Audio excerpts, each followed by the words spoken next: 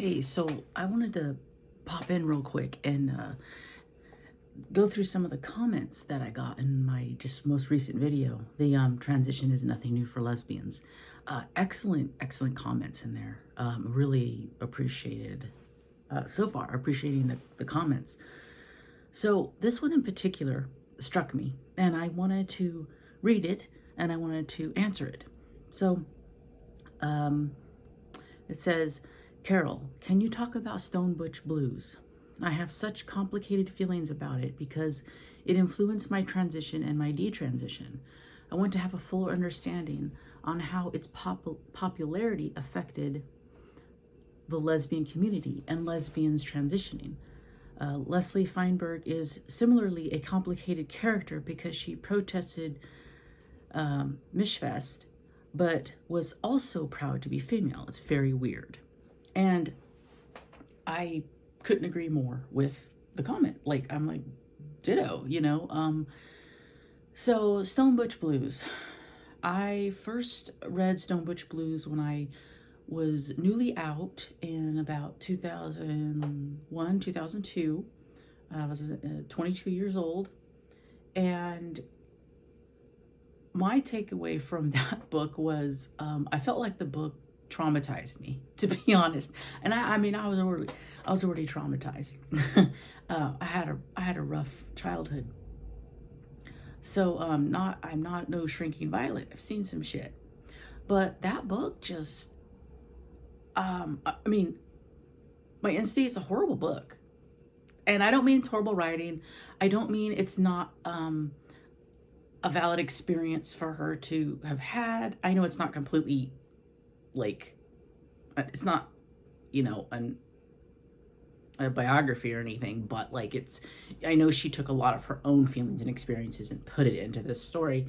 So that's completely fair. And I would never say, you know, not to read it because a lesbian wrote it. And I think it's good to read things even that you don't agree with. You know, read everything lesbians have written, you know, the good, the bad, the ugly, and then, you know, grasp your opinion from there. So all books are great.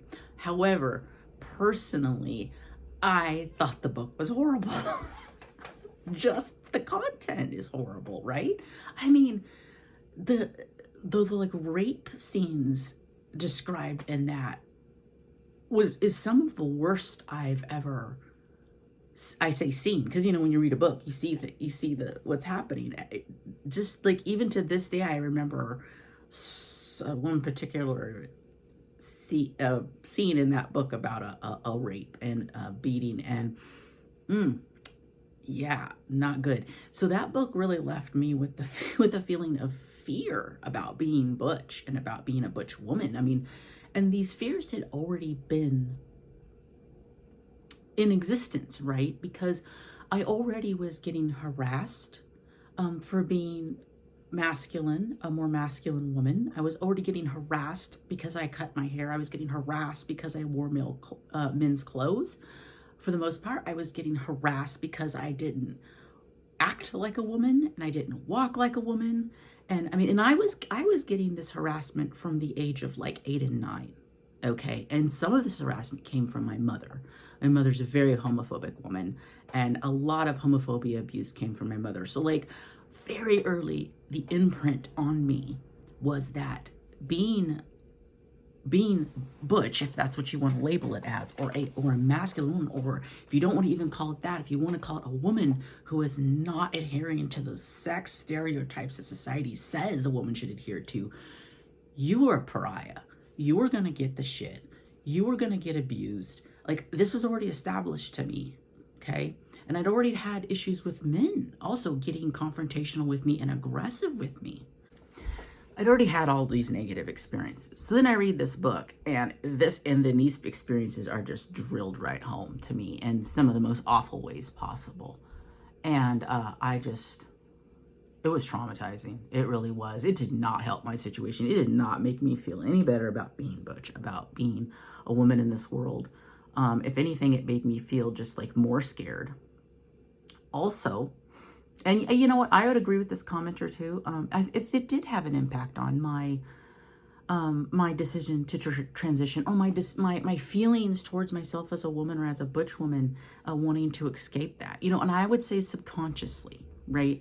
In hindsight, I wouldn't say at the time I actually could consciously understand what my thinking process was. I was really, as most people do, I was running off of feelings and instinct and just, you know, all these emotions that I couldn't articulate, that I couldn't pull apart, that I couldn't understand.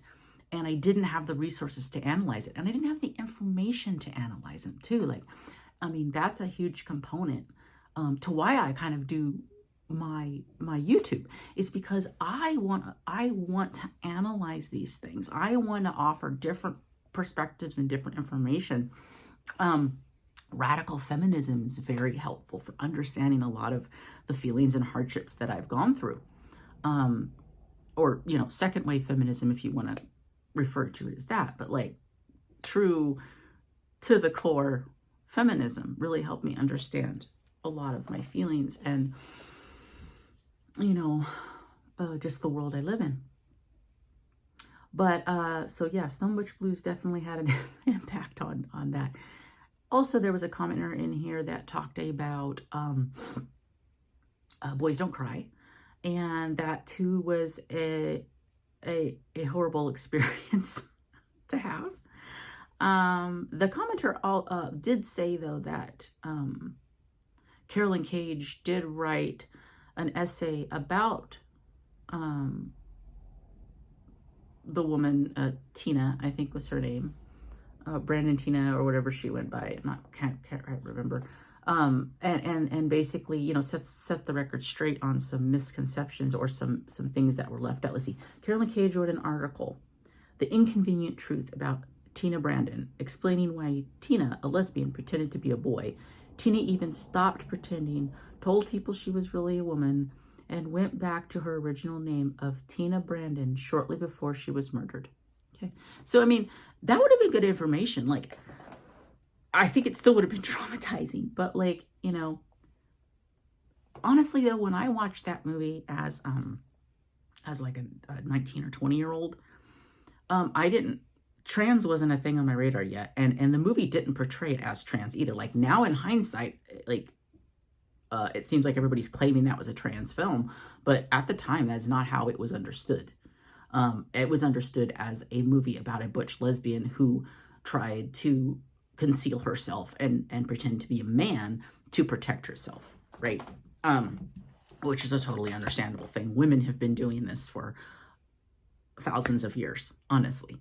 You can go back in history and see so many women who tried to who passed as men, lived as men, to be able to have the freedom that men had, right?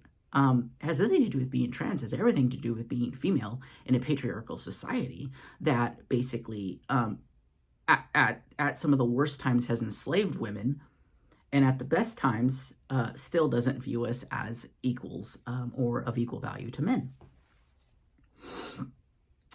So yeah, I'd be curious though, and I did ask this woman.